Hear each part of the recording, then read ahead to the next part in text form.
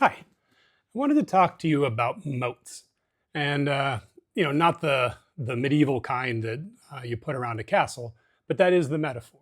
So a moat, for anybody who doesn't know, is when you build your castle and you have everything inside. You build a great big canal around it, and you have a drawbridge, and you pull up the drawbridge, so it becomes very difficult to attack you.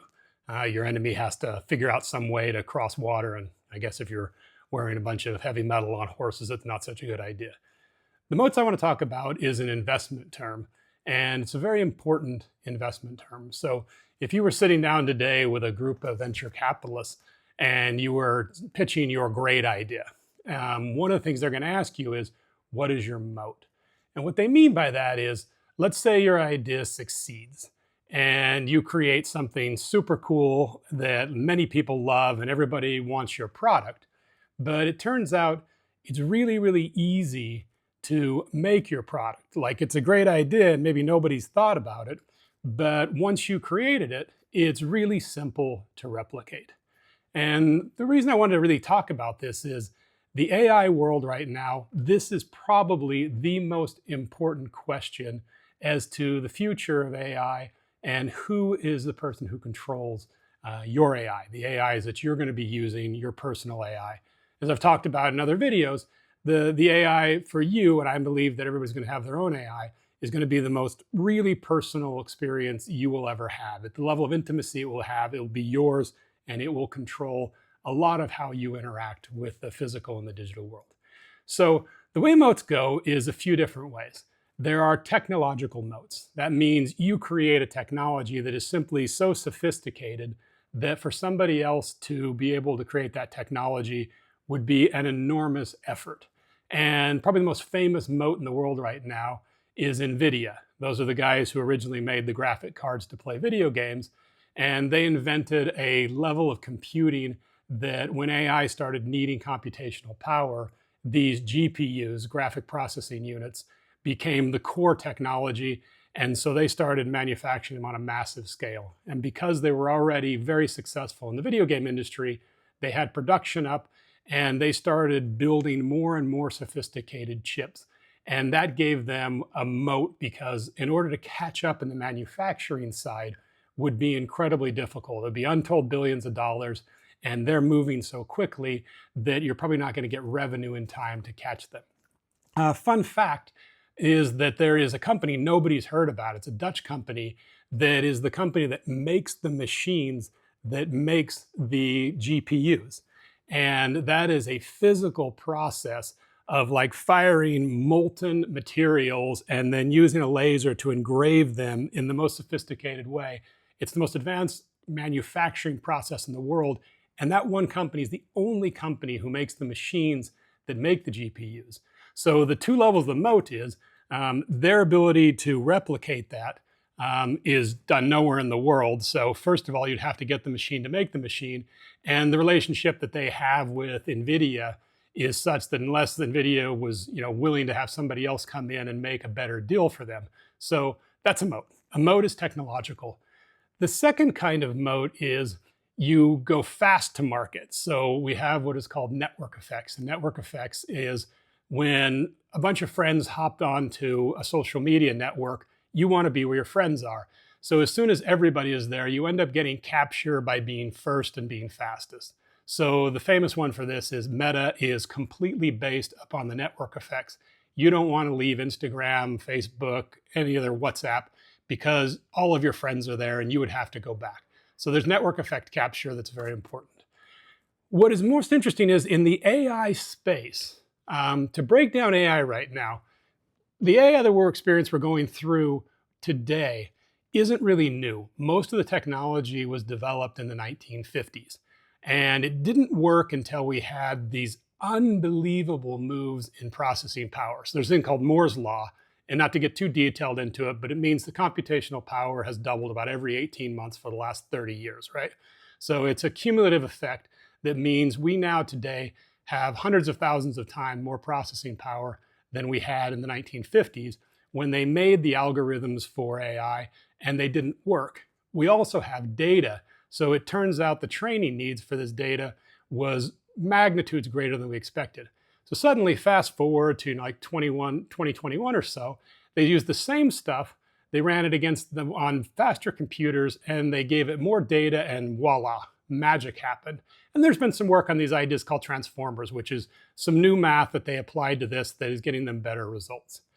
But everybody in the industry, whether you are OpenAI, whether you are Google, whoever it is essentially using exactly the same technology to get their their LMs to work, right? And what that means is they need a moat because it's not a technological moat. None of them are technically superior to the other ones. And if they are, it's in months. And what's happening today is the competition amongst the employees of those companies is such, the companies are trading companies on a regular basis, which means any knowledge they have quickly gets distributed and gets replicated. Second thing to know is that AI is a statistical model. And not to get into too much detail of this, but what a statistical model really means is that there are these weights and measures, and these are statistics for determining the probability of an outcome. And so an AI model boils down to a set of statistical properties, and it's a very small file. It's a file that would fit on a thumb drive. So that means that even if you put multiple billions of dollars into developing your LLM, the secret sauce can be walked out the door on something smaller than an email or on a thumb drive. So just the idea that there's any sort of defensibility in the technology side is almost non-existent, right? So the means of capture is really a mystery right now. So this is the big fear in the investment community around the LLMs, is they're raising untold billions of dollars, and they're all going to be exactly the same. They're all training on the same data. They're all using the same math. There is no uniqueness amongst them, which means eventually they're all going to be able to do exactly the same thing. And when in a market, when things get sort of commoditized, when you can buy the exact same thing from multiple vendors, what you get is a price war that drops to the bottom. And this is the fear that keeps up Google and Facebook and Sam Altman and the people at night, right? So they are desperately right now searching for the moat that is going to protect them in the AI space. And that moat needs to be something that you as a consumer are going to use their product, but be unwilling to leave their product, even if the price point is higher than someone else. So the going rate for this is today, it's about your history. Because you can train an AI on a huge amount of data to be general. But the most important training in the world is when you interact with it. Every time you have a conversation, every time you get a response, you are training that AI to be more unique to you. And so if you look at these LLM systems, they're basically two files. There's the big general file of all the human knowledge we've trained them on. And then there is the specification file, which is uniquely how you interact with the AI. And the better you tune the one that's unique to you, the more satisfied you as a customer and user are going to be with that. So let's look at some of the big things that have happened, right? Twitter just got sold to xAI because they believe that the data from Twitter is more unique. And this is how Elon Musk is trying to drive uniqueness in the meta space. All of the information on Facebook and all the information on WhatsApp and Instagram are being used to train Meta's AI to try to make it better. Google went and signed a multi-$100 million deal with Reddit in order to collect all of Reddit's data. So on one side, they're trying to make the information more unique. But what it really comes down to, and they understand this in no uncertain terms, is not the general file. It's really about the specific U file. And the moat that they hope to do is they hope to be able to create an interaction based on your behavior that is so unique and compelling that you never leave their product. But they also know that that file is the source of all of their ability to manipulate you for their needs, which is really to make money. So the ability to sell to you, the ability to understand your pattern behavior, and all the future security risks out there of whether you get life insurance or whether you buy a car or where you live or who you interact with. The personal assistant that is so deeply entwined with you that it will understand you probably better than you understand yourself can be working for someone else, right? We've talked about this a little bit before. So what I suggest is the difference in the open source world is open source software is software that comes under, there's various licenses, some out of MIT, some older ones. But what it says is if you build on open source software, you cannot sell the actual software itself. All you can sell is the service on top of the software.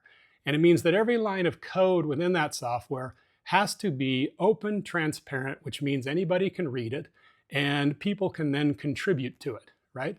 So the reason that I want to suggest to you to use open source software is if you use open source software for your AI, it means that the only moat that can be put in place isn't technological, the software is free, and it isn't about the uniqueness of the training on you, because that part is also transparent and it's owned by you.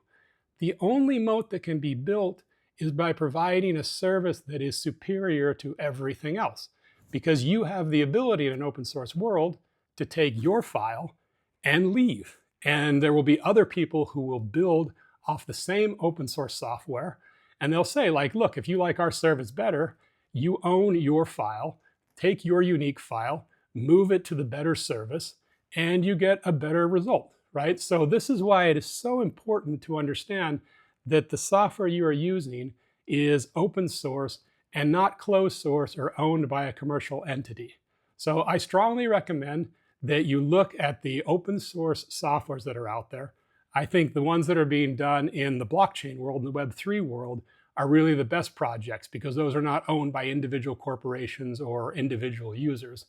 And you're going to be able to build something that can be a lifetime companion that's going to get better and better and gives you the opportunity at any time to walk away, where you're not closed inside a moat where you can't get out of.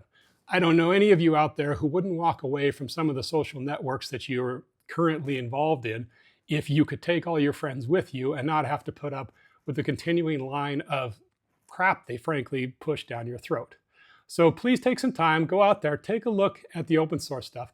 Just be aware of this and understand that the motivation behind commercial offerings to create a moat that locks you in and keeps you as a user for them, even if you're just being harvested for your data or the product is inferior to other products, is going to be very real. It's already happening and it's only going to accelerate. So I hope that's helpful to you. Thanks.